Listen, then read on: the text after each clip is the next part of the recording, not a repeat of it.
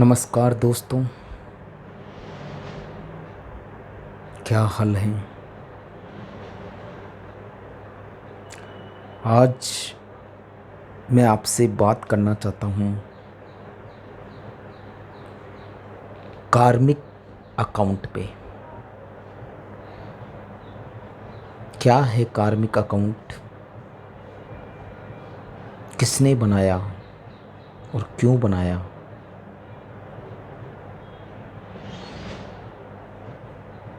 बिल्कुल अच्छा टॉपिक है ये।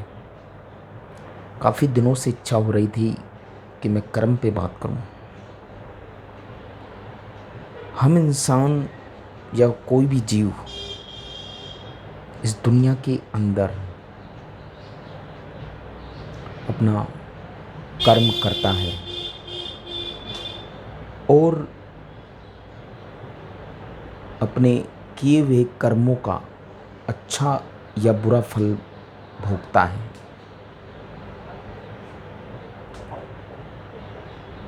कर्मों का ये बंधन ऐसा बंधन है जिससे हम किसी भी जन्म में छूट नहीं पाते हैं। हमें हमारे कर्म, हमारे द्वारा किए हुए जो कर्म हैं, वो हमें हर जन्म में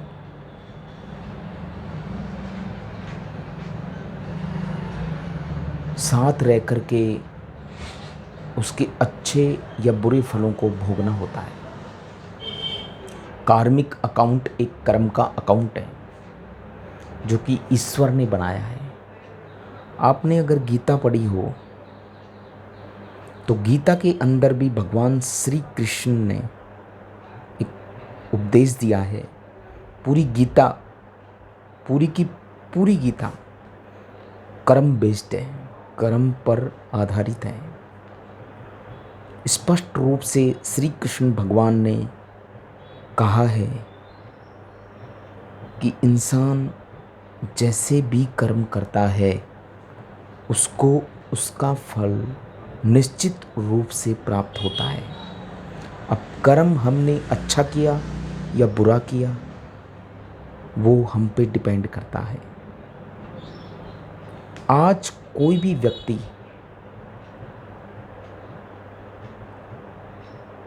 जिस भी अवस्था में है, जैसी भी कंडीशन के अंदर है, चाहे वो सुखी हो या दुखी हो, वो सब उसके कर्मों के आधार पर है। हम एक एग्जाम्पल लेते हैं। एक आप अपनी इस भूमंडल में, इस दुनिया में चारों तरफ देखें, इस दुनिया के अंदर देखें, अपने आसपास के लोगों के जीवन काल में घटित हो रही घटनाओं को देखें या अपने स्वयं के जीवन काल की घटित हुई घटनाओं को एक दूसरे रूप में परस्पर जोड़ते हुए देखें कि कब कब हम दुखी हुए, कब कब हम सुखी हुए। दुख और सुख एक परिस्थिति है।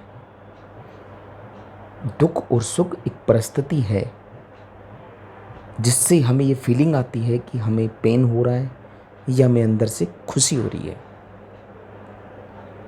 जैसे किसी ने हमारे पैसे चुरा लिए तो हमें दुख होगा, किसी ने हमारी हेल्प कर दी और हमारा काम बन गया तो हम बहुत खुश होंगे, हमें हमारी किस्मत अच्छी लगेगी। जबकि ऐसा नहीं है। ये सब कर्मों से जुड़ा हुआ है। एक इंसान या किसी भी जीव के जीवन में जब वो पैदा होता है तो उसका कार्मिक अकाउंट उसके साथ चलता है और उस कार्मिक अकाउंट के आधार पर ही उसको पूरे जीवन काल के अंदर वो ही व्यक्ति किसी भी रूप में, चाहे तो वो माँ बाप के रूप में, चाहे दोस्त के रूप में, या परिवार के रूप में, सगे संबंधियों के रूप में या अन्यत्र रूप में मिलता है, या तो वो उसे दुखी करता है या उसे वो सुख प्राप्ति करता है, देता है, सुख प्राप्ति देता है। आप देखेंगे, अगर डीप में जाएंगे तो आपको समझ में आएगा कि हाँ, वाकई में ऐसा ही है। एक व्यक्ति जिसके पास धन है फिर भी वो सुखी नहीं है। एक व्यक्ति जिसके पास धन नहीं है फिर भी वो सुखी है। एक व्यक्ति जिसके पास धन है और धन नहीं है लेकिन पत्नी नहीं है तो भी दोनों दुखी हैं। एक व्यक्ति जिसके पास, दोनों के पास धन है, धन नहीं है, और पत्नी है, पत्नी नहीं है। समझना गहरे अर्थ में, धन है और धन नहीं है, दोनों ही अवस्थाएं सुख या दुख देंगी। पत्नी है, पत्नी नहीं है, दोनों ही अवस्थाएं सुख या दुख देंगी। अगर पत्नी अच्छी होगी तो आप गरीबी में भी बिना धन के भी अच्छा सुख प्राप्त करेंगे। और पत्नी दुख देने वाली होगी, यानी कि आपसे लड़ती झगड़ती होगी, बातें नहीं मानती होगी, या उसका माइंड कम काम करता होगा, या कुछ भी है, या एक व्यक्ति दूसरा, पत्नी नहीं पति के ऊपर भी है कि पत्नी अच्छी और पति बुरा हो, वो भी इंसान ही है। मैं एक व्यक्ति की बात कर रहा हूँ, एक इंसान की बात कर रहा हूँ, चाहे उसका लिंग कोई सा भी हो। अगर वो नहीं है सही, धन है तो भी परेशानी रहेगी। पति मिल गया, माँ बाप अच्छे मिल गए, धन मिल गया, बेटा नहीं है तो परेशानी। बेटा अच्छा मिल गया, लायक नहीं है तो दुख, लायक है तो फिर वाहवाही। अब बच्चे का कैरियर, फिर उसकी पढ़ाई, फिर उसकी शादी विवाह, फिर उसके बच्चे, बहुत कुछ ऐसा जीवन में चलता है। अच्छे दोस्त नहीं हो, ये अच्छा बिजनेस नहीं हो, कुछ भी जो चलता है वो जीवन के अंदर सुख या दुख लेके आता है। पर मेरा सारा उद्देश्य एक ही है कि इंसान अपने जीवन के अंदर अपने द्वारा किए हुए कर्मों का ही फल भोगता है। उन कर्मों के आधार पर ही उसे सुख या दुख मिलता है। इसलिए सभी लोग, मेरा कहना इतना सा है कि सभी लोग अपनी बनते हुए किसी के भी साथ बोली से या किसी के भी साथ